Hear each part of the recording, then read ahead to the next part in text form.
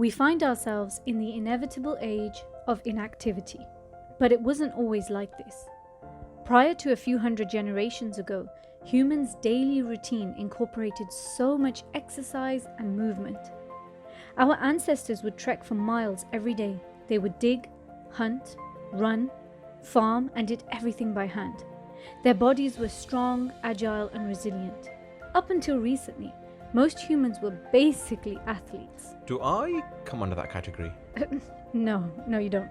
Okay then. So the human body had evolved to keep up with the lifestyle, but as society developed and quickly mechanized, we stopped needing to do intense physical activity. And now, with facilities like cars, lifts, and machinery, we need extra motivation to stay strong and fit.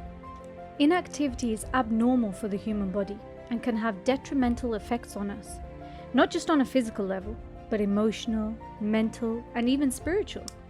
Here she goes again. But it's true. Our lifestyles have transitioned us to use more brain energy than physical, especially in our careers. But the body works like one big company with different departments.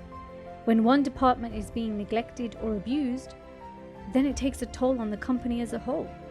We thank God for how easy and comfortable life has become, because for some of us, our relatives were still working and toiling to grow their own food only 40-something years ago.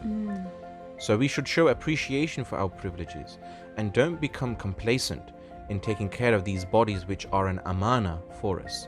And remember, the real you is the soul, a soul experiencing the dunya in a physical body that's going to return to God when you've completed your human experience and you move on to the next stage. It sounds like a video game.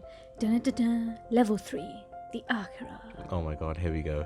So if it's temporary, then why take care of it? Oh, let me do this part. Okay. Whilst you're in the dunya, your mind, body, and soul are intertwined.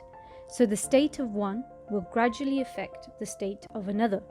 Islamic traditions have been teaching this for centuries, and science is actually only recently catching up with this wholesome healing strategy.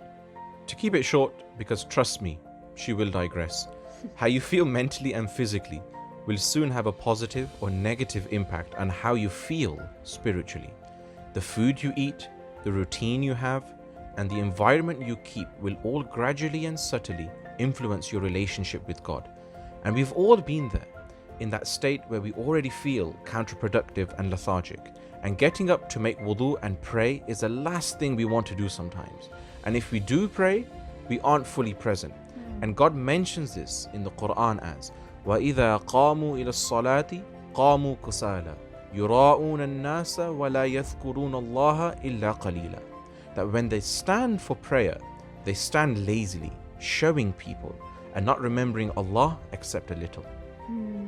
And one of the ways to pull ourselves out of this state is exercise.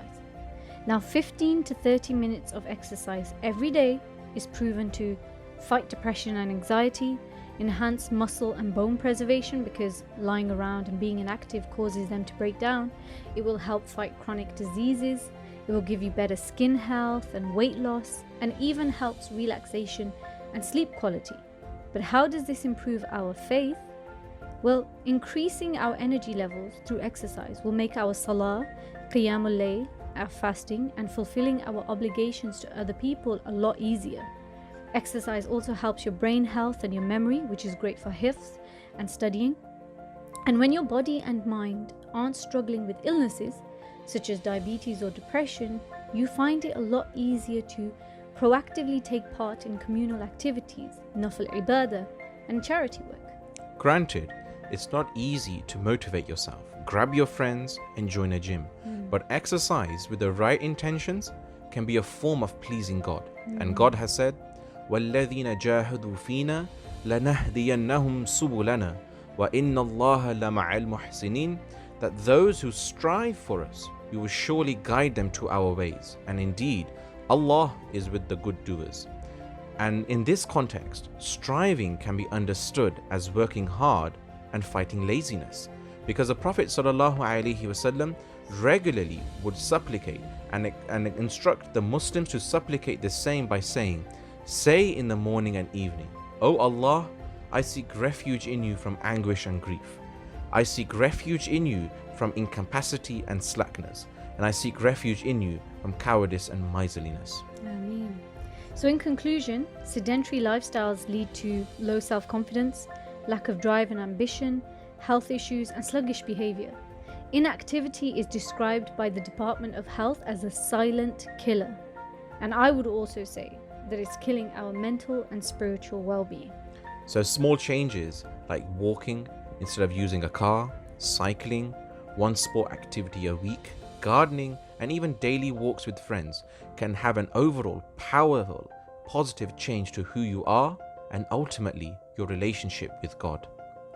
This video was sponsored by my wife, who I think now is desperate to get me out the house and join the gym. So share, like, and subscribe. And be our witnesses on the day that we brought the message to you.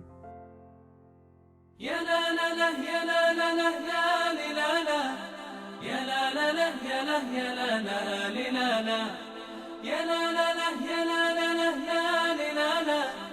Ya la la la, ya la ya la la, li la la.